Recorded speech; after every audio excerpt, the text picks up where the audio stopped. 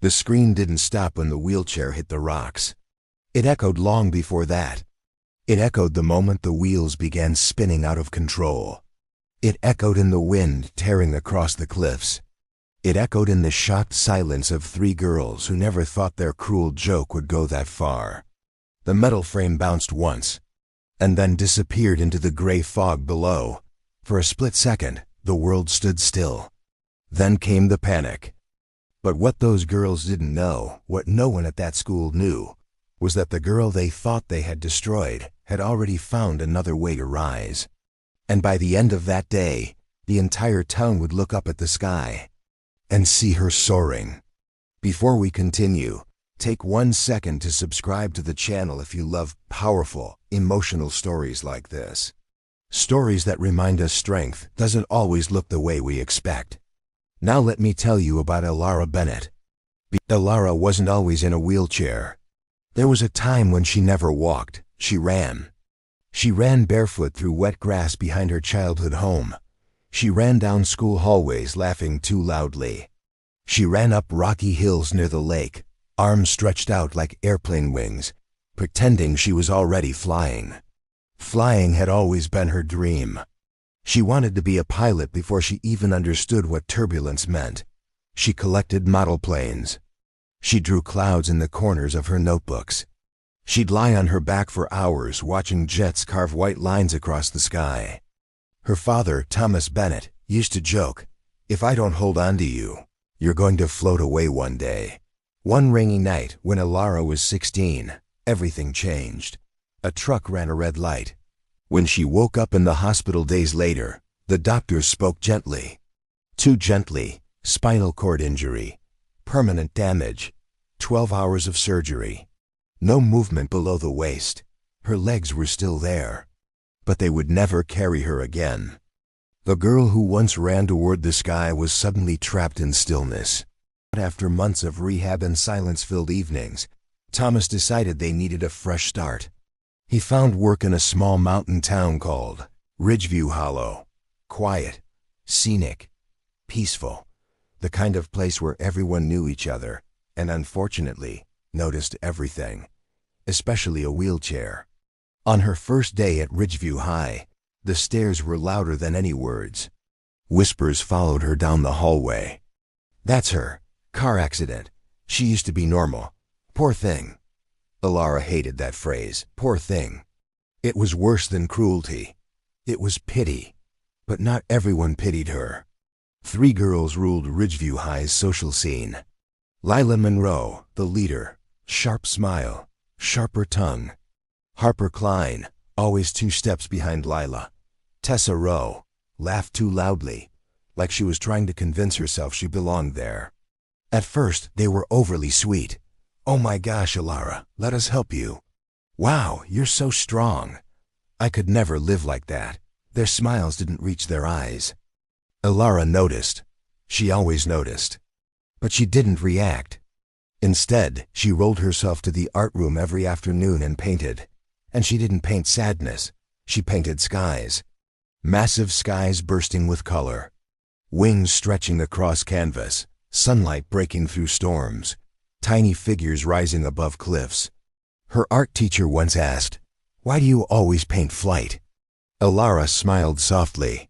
"Because I refuse to stay grounded." The secret no one knew after school. Her father would pick her up and drive 10 minutes outside town, to a small private airstrip. Thomas worked part-time maintaining planes at a local flight academy. The owner owed him favors and believed in second chances. The first time he lifted Elara into the cockpit of a small training plane, she felt something shift inside her. The seat wrapped around her like purpose. The dashboard lights flickered alive. The smell of fuel and metal felt like home. At first she only observed. Then she learned.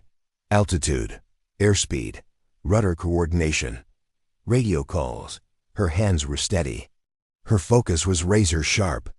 Flying didn't require legs, it required courage. And Elara had plenty of that. Months passed, she logged hours.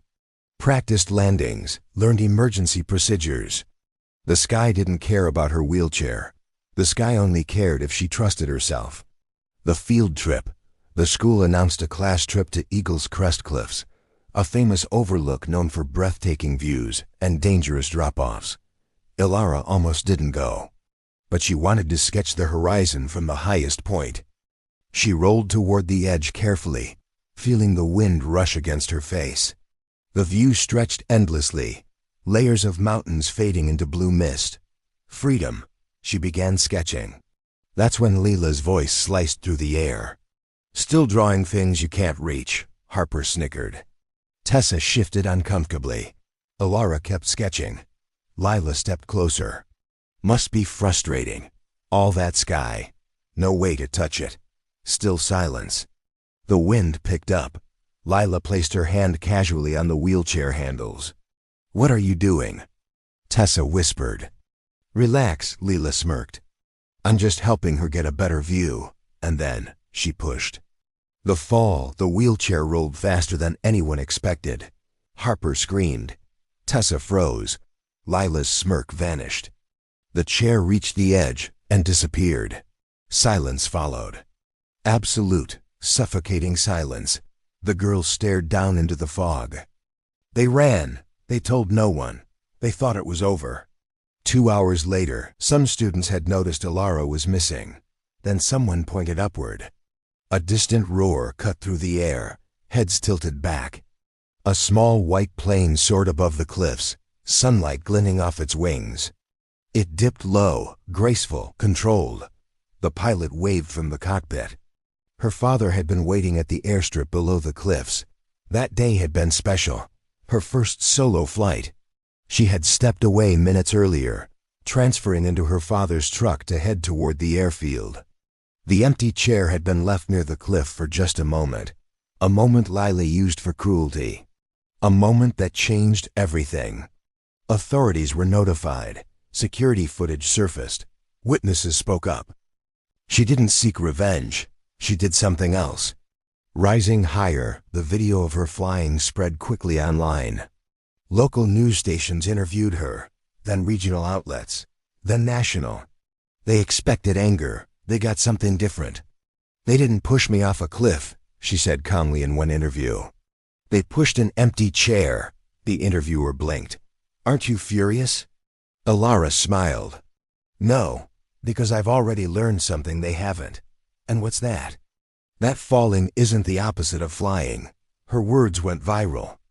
"You don't need working legs to move forward," she told one auditorium full of students. "And you don't need wings to rise." Her paintings gained attention too. It sold within hours at a charity auction. Years later, the airshow crowd buzzed with excitement.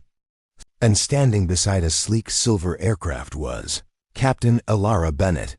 Confident, calm, unshaken, reporters gathered around her. "How does it feel?" one asked, "knowing what happened here years ago?" Ilara looked toward the distant outline of Eagle's Crest Cliffs. The same cliffs, the same wind. But she was different. The engine roared to life. She climbed into the cockpit. If this story moved you, don't forget to subscribe to the channel for more powerful stories about strength, resilience, and rising above the impossible.